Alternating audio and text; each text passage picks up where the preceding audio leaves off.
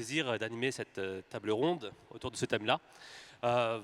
J'ai le plaisir d'avoir à côté de moi, donc, comme cela a été présenté, Monsieur Leski, qui est aujourd'hui le directeur de l'OFII, Madame donc, Lefort, ainsi que Madame Lino, et donc avocate.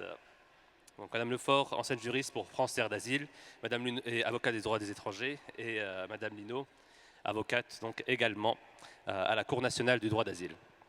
Donc on parle beaucoup de migrants, de crise migratoire. Ce sont des thématiques qui font peur pour une certaine partie de la population. Ce sont des thématiques qu'on utilise aussi pour susciter aussi bien le bien chez les Français ainsi que le mal. Ça fait ressortir le meilleur de nous-mêmes et le pire. J'aimerais bien tout d'abord vous laisser, vous trois, intervenir, de vous présenter rapidement et faire votre introduction donc, de 5 minutes. Peut-être commencer par Monsieur Leski. Donc, allez-y. Bonjour. Voilà, moi donc actuellement je dirige l'Office français de l'immigration et de l'intégration qui fait 3 choses. L'accueil des personnes qui ont un droit au séjour parce qu'elles ont essentiellement des liens familiaux avec des personnes qui sont ici en France. Vous savez que l'année dernière, en 2017, il y a 260 000 nouveaux titres de séjour qui ont été donnés à des personnes qui, pour une majorité d'entre elles, venaient des pays du Maghreb, l'Algérie, la Tunisie, le Maroc, dans le cadre du regroupement familial en particulier. C'est l'OFII qui organise les cours de français pour les personnes qui arrivent en fonction de leur niveau. Et vous savez que c'est un débat qui est actuellement au sein du gouvernement pour savoir si les 200 heures qui sont aujourd'hui proposées par l'OFII sont suffisantes ou pas. Un parlementaire qui s'appelle Aurélien Taché a proposé qu'on passe à 400, si ce n'est à 600 heures. Je pense que ce sera une décision gouvernementale dans les prochaines semaines. C'est l'OFII qui aussi organise ce qu'on appelle les conditions matérielles d'accueil pour les demandeurs d'asile. Et là, c'est un rapport directement avec votre thème qui est celui de la crise migratoire. L'OFII, dans le cadre des conditions matérielles d'accueil, fait 2 choses. Le versement de l'allocation pour demandeurs d'asile, qui est versé à toute personne ou à toute famille qui arrive en France et qui a un dossier en cours d'instruction auprès de l'OFPRA. Aujourd'hui, la dépense moyenne de l'allocation est de 340 € par mois. C'est une dépense mensuelle aux alentours de 30 millions pour l'ensemble des personnes qui sont actuellement en instance de procédure.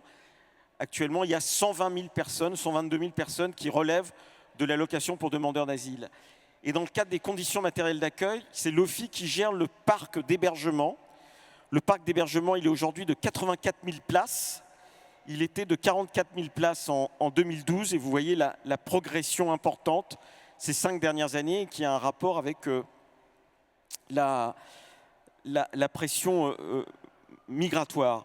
C'est un établissement public qui est opérateur du ministère de l'Intérieur et qui a des antennes territoriales, 31, et qui a à peu près 1 millier d'agents. Beaucoup d'entre vous doivent connaître à la fois l'OFII, parce que c'est au cœur de la procédure de regroupement familial, mais historiquement, l'OFII est l'héritière de l'OMI, l'Office des migrations internationales, qui, à partir du lendemain de la Seconde Guerre mondiale, a en particulier organisé la venue en France de travailleurs dans le cadre de la reconstruction du pays après-guerre. Merci beaucoup. Peut-être, Madame Lefort, pouvez-vous nous parler de toutes les tendances migratoires, de la réalité en fait, concrète par rapport à tout ça? Alors, je pense peut-être pour tout le monde, bonjour Maya Lino, avocate à la Cour nationale du droit d'asile, je pense que peut-être pour tout le monde, il faut dire ce que c'est qu'un migrant et savoir qui il est et pourquoi, et ce terme, un peu définir les termes. Parce qu'un migrant, c'est une personne qui va quitter son pays et franchir une frontière.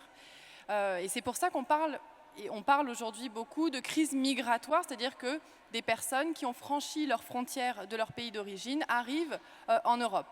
Alors, sur juste le franchissement de la frontière, il faut aussi être au fait et de savoir que la crise véritable qu'on connaît aujourd'hui dans le monde, c'est une crise des déplacés internes. C'est-à-dire qu'en raison de conflits, de catastrophes climatiques et autres, les personnes de certains pays vont se déplacer au sein du pays.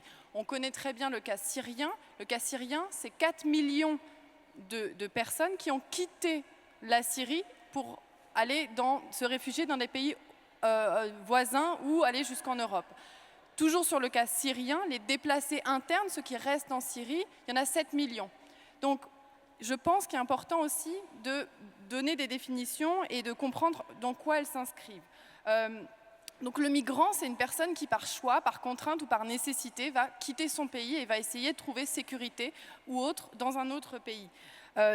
Lorsque le migrant va arriver en France, il va devenir soit demandeur d'asile parce qu'il va réussir à déposer son dossier de demande d'asile, soit il va devenir dubliné. Dubliné, et en fait je pense que Anaïs Lefort peut parler, en tout cas il peut définir le terme du dubliné, c'est un migrant qui arrive en Europe et qui voit ses empreintes enregistrées dans un pays frontalier, généralement l'Italie, la Hongrie, la Grèce, et qui, en France, tente de déposer sa demande d'asile, mais se voit contraint d'être renvoyé dans le premier pays passé par l'Europe, en tout cas le premier pays qu'il a traversé, et donc renvoyé dans un autre pays. Et Maître Lefort va vous expliquer ce que ça implique. Le demandeur d'asile peut ensuite devenir réfugié, c'est le terme réfugié, c'est-à-dire reconnu par la France comme ayant des persécutions en cas de retour dans son pays d'origine en fonction de sa race, entre guillemets, sa nationalité, sa religion, son groupe social, par exemple l'appartenance au groupe social des femmes victimes d'excision, par exemple, ou ses opinions politiques. Et enfin, vous avez le protégé, donc ça c'est toujours protégé par la France, mais ce n'est pas statut de réfugié, c'est une autre protection qu'on appelle la protection subsidiaire. C'est une personne qui est reconnue, dont on reconnaît un risque de peine de mort, de mauvais traitement ou de conflit armé généralisé en cas de retour dans son pays d'origine. Donc vous voyez que migrant, ça ne veut rien dire au final.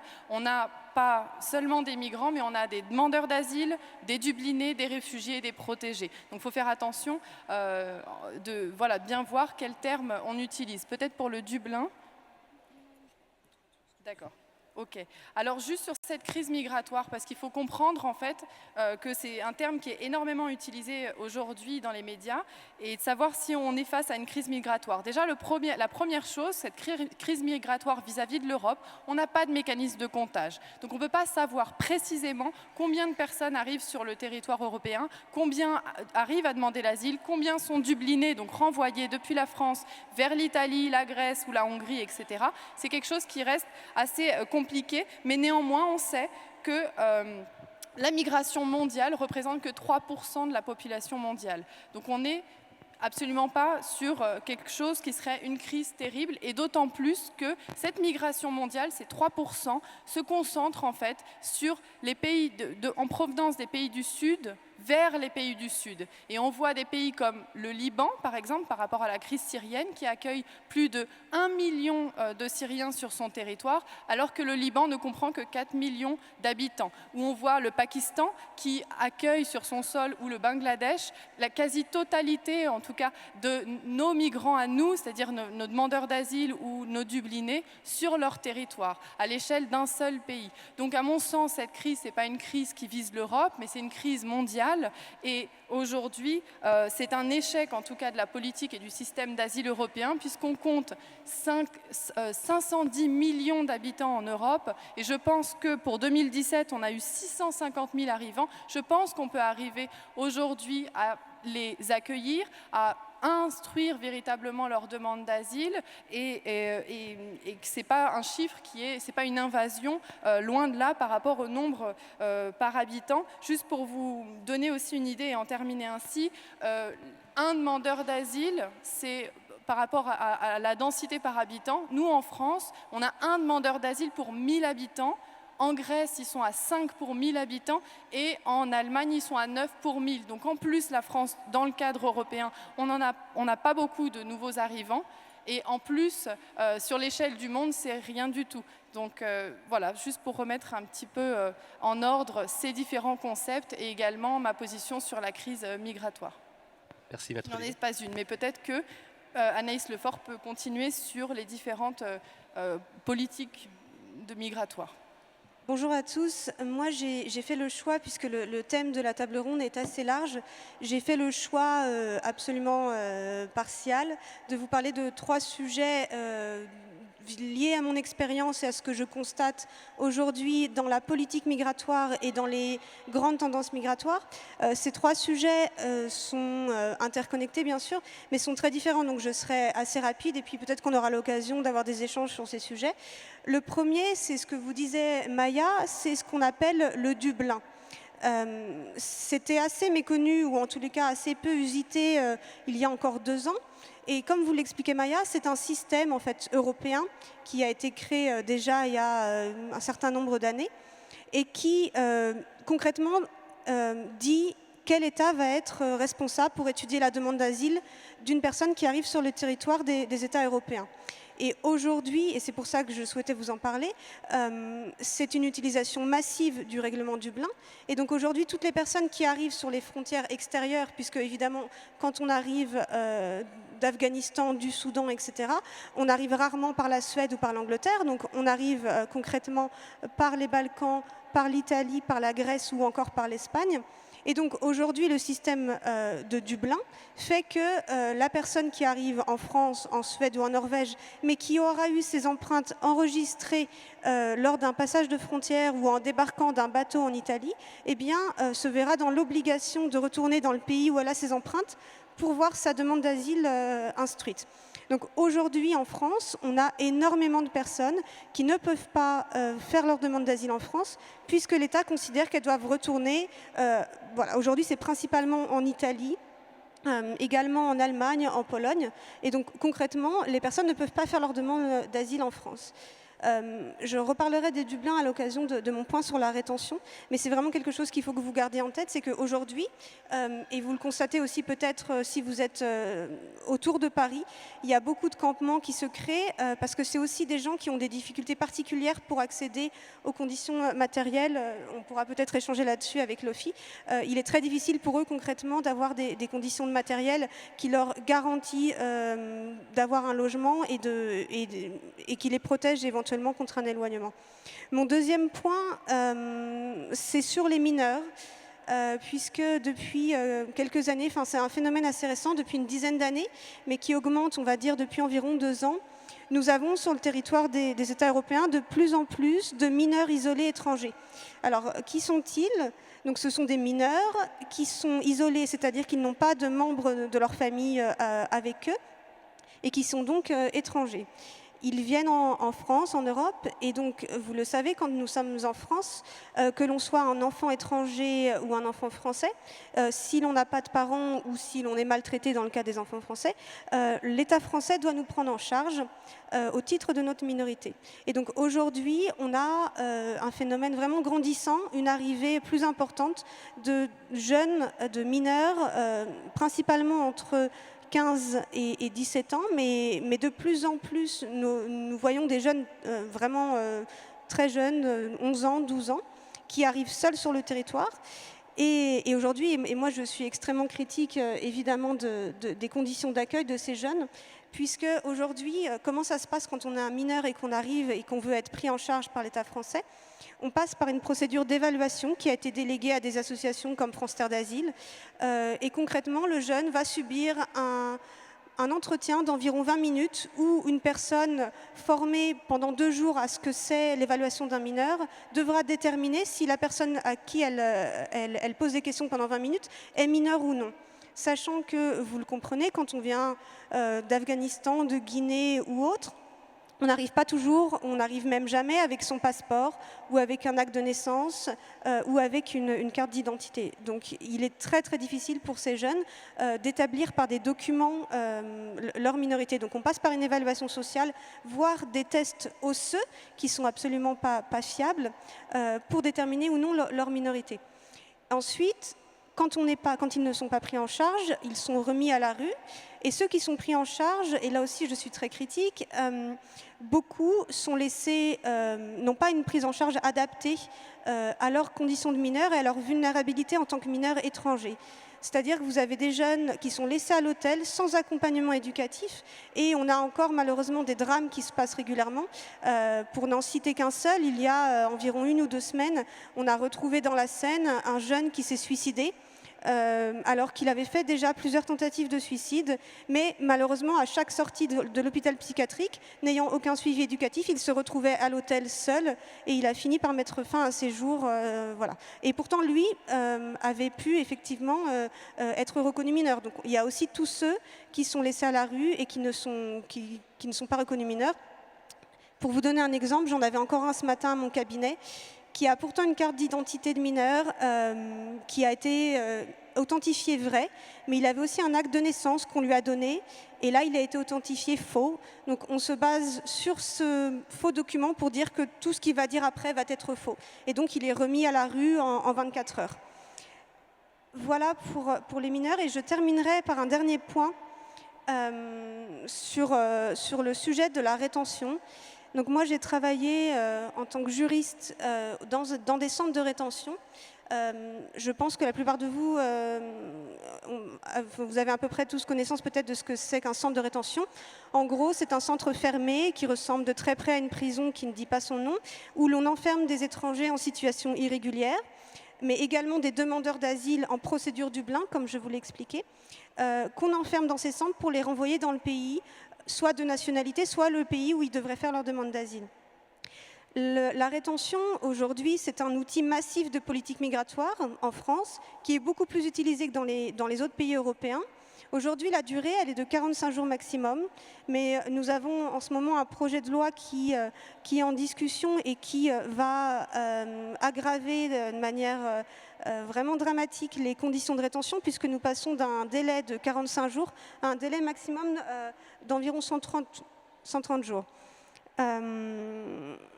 Sachant que la rétention, c'est prouvé par des chiffres, est inutile au-delà d'un certain délai, puisque parfois il est impossible de renvoyer les gens. Et donc là, on va utiliser vraiment massivement la rétention en allongeant sa durée et en enfermant massivement, et notamment les personnes en procédure Dublin qui sont donc en demande d'asile, ce qui est d'autant plus difficile à comprendre pour ces personnes puisqu'ils ont l'impression d'être considérés comme criminels. On leur passe les menottes à chaque fois qu'ils vont au tribunal, à chaque fois que la police les interpelle à la préfecture ou autre et les ramène au centre de rétention, ils sont menottés. Donc en fait, c'est systématiquement un discours que moi j'entendais tous les jours quand j'étais dans le centre de rétention, c'est de dire pourquoi on m'enferme, je ne suis pas criminel, je viens d'un pays en guerre, je veux demander l'asile, pourquoi on doit m'enfermer pendant des jours, des semaines, je n'ai rien fait de mal. Voilà. C'était les 3 points que j'avais envie d'aborder avec vous, donc je pense qu'on peut avoir des échanges là-dessus. Très bien, merci beaucoup. Monsieur Leski, j'ai vu que ça a beaucoup parlé de la partie plus avocate, la partie plus défense de ces personnes.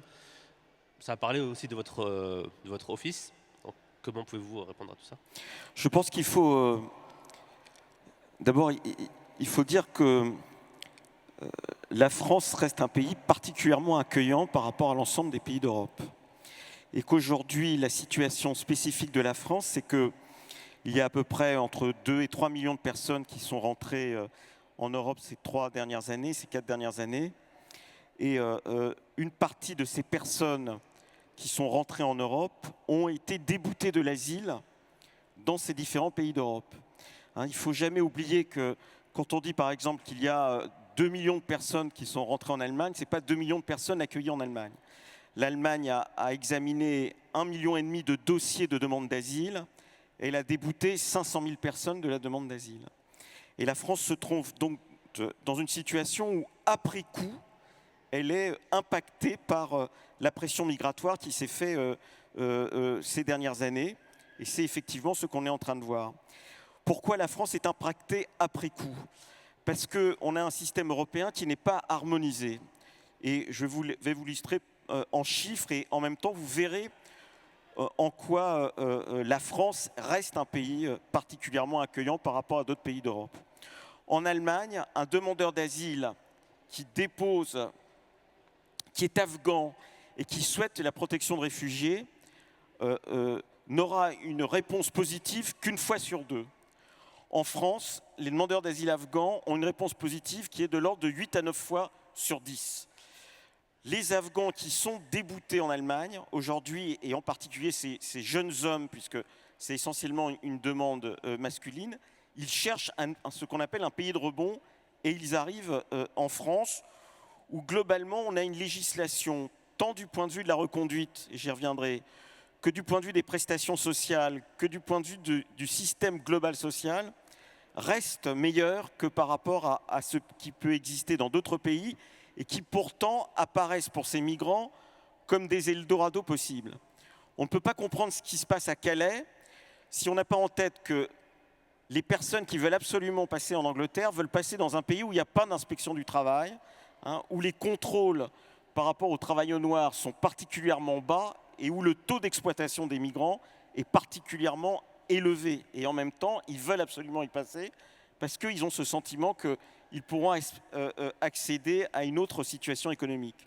Je prends l'exemple de la Suède, où on a des contrats de travail faits pour des réfugiés et même pour des demandeurs d'asile qui sont en deçà des conventions collectives, c'est-à-dire moins protecteurs que pour les personnes résidentes en Suède.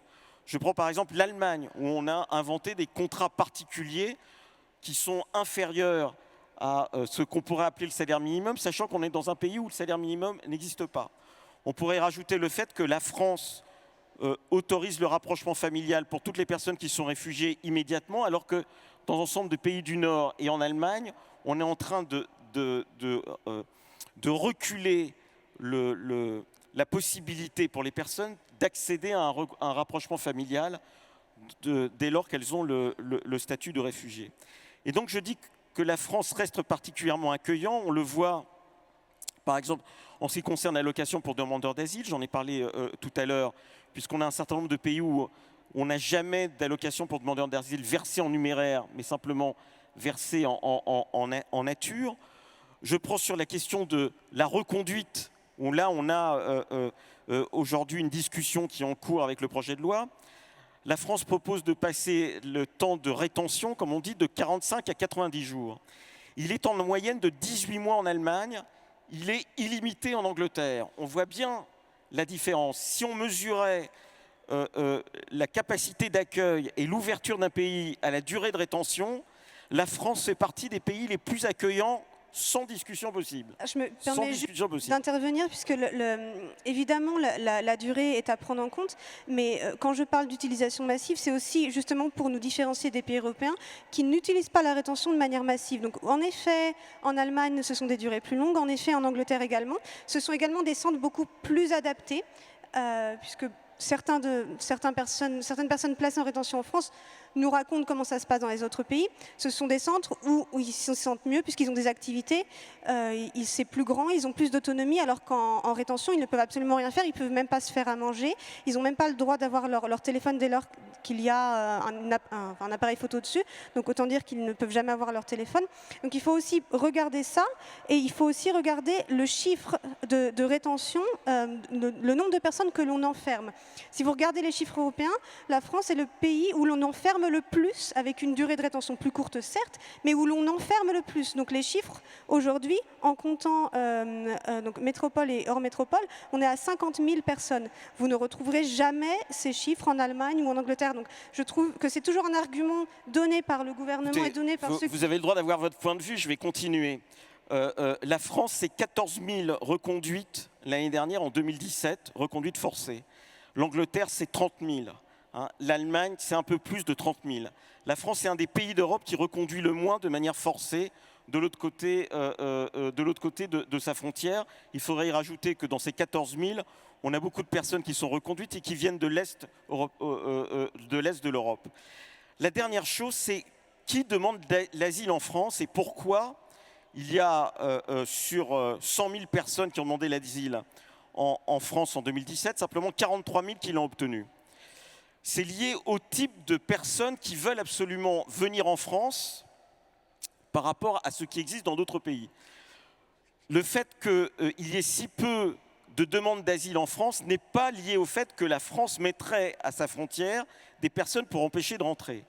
Elle est liée à la perspective que chaque migrant fait, au calcul qu'il fait par rapport à au devenir possible qu'il estime dans telle ou telle société. Les personnes d'origine syrienne, par exemple, sont très peu présentes en France. Il y a très peu de demandes d'asile syrienne en France. Pourquoi? Parce que les Syriens vont prioritairement dans les pays d'Europe du Nord, en Allemagne et en Autriche, là où en plus, historiquement, il y avait une communauté syrienne. La difficulté qu'il y a actuellement sur la pression migratoire qu'il y a en France, c'est qu'en fait, une grande partie de la demande d'asile qui arrive en France, elle est soit venant d'Europe de l'Est, Géorgie, Ukraine, Albanie, 20% des Albanais, 20% des personnes qui sont aujourd'hui dans le dispositif national d'accueil hébergées viennent d'Albanie.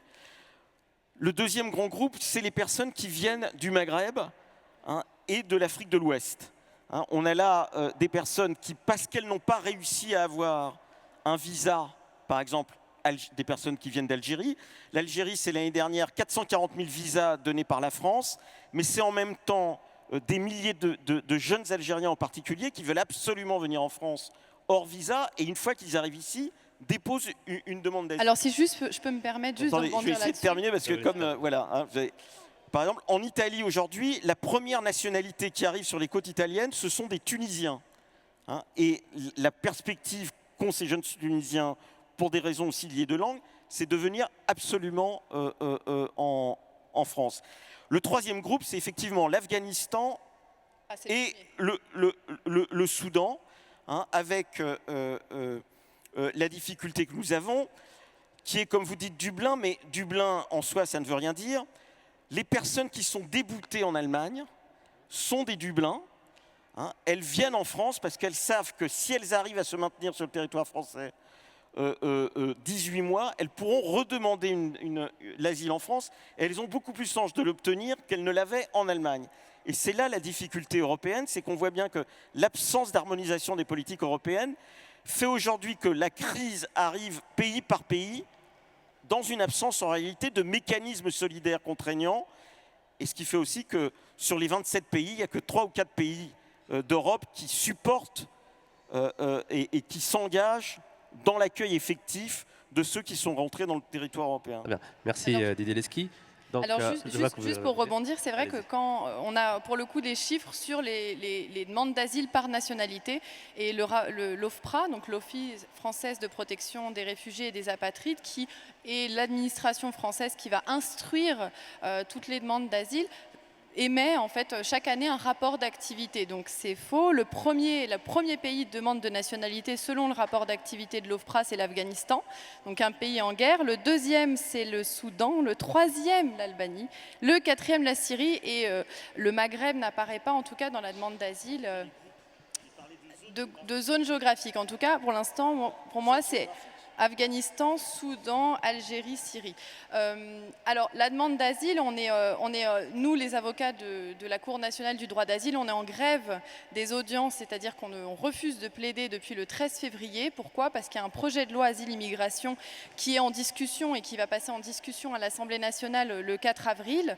Et lorsqu'on parle de déboutés d'asile, il faut aussi comprendre comment un demandeur d'asile arrive à obtenir le sésame du statut de réfugié et pourquoi il y a beaucoup de déboutés à tort qui sont déboutés par l'administration et par la Cour nationale du droit d'asile, parce que c'est un parcours du combattant, c'est extrêmement compliqué. Et pour vous expliquer juste, si je peux me permettre, comment se passe? Le demandeur d'asile a réussi à déposer son dossier de demande d'asile. Il va d'abord être convoqué par l'Office français de protection des réfugiés et des apatrides. Il a un entretien d'1 heure en moyenne. Il a 1 heure avec interprète pour démontrer que son parcours est vrai, qu'il a des craintes en cas de retour. Et cette démonstration, elle est très compliquée quand, en plus, et on voit vraiment 2 types de demandeurs d'asile. Les demandeurs d'asile qui ont une assistance par l'Office, c'est-à-dire qui sont hébergés, qui ont une assistante sociale, qui ont eu accès à des interprètes pour leur expliquer l'enjeu de l'entretien à l'OFPRA, et d'autres qui, eux, et énormément, ils sont très nombreux, à la rue,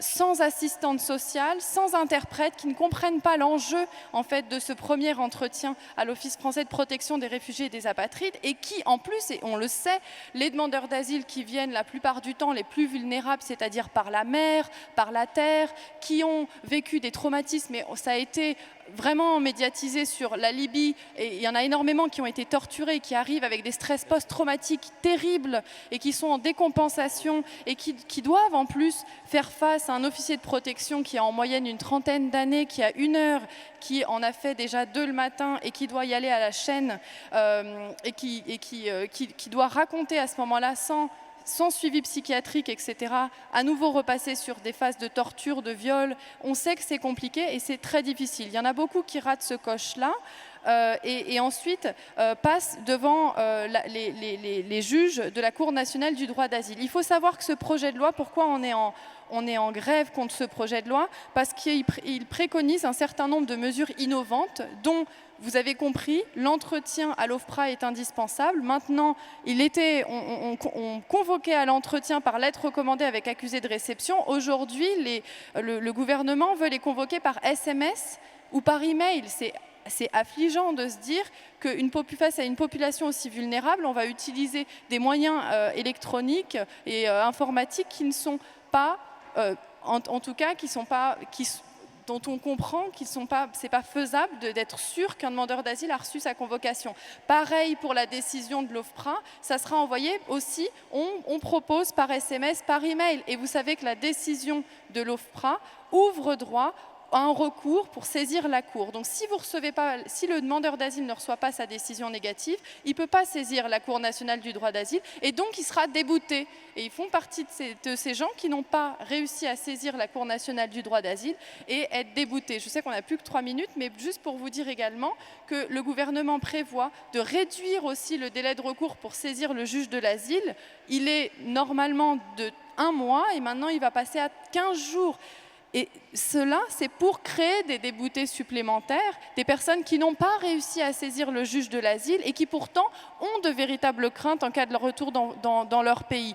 Donc c'est important aussi d'émettre un avis critique sur comment on instruit les demandes d'asile et pourquoi il y a autant de déboutés alors que ces personnes ont des craintes de persécution pour leur vie, pour leur intégrité physique en cas de retour dans leur pays. Merci. Il reste très peu de temps. On a reçu plusieurs questions par SMS dont une partie ont été répondues à travers vos échanges.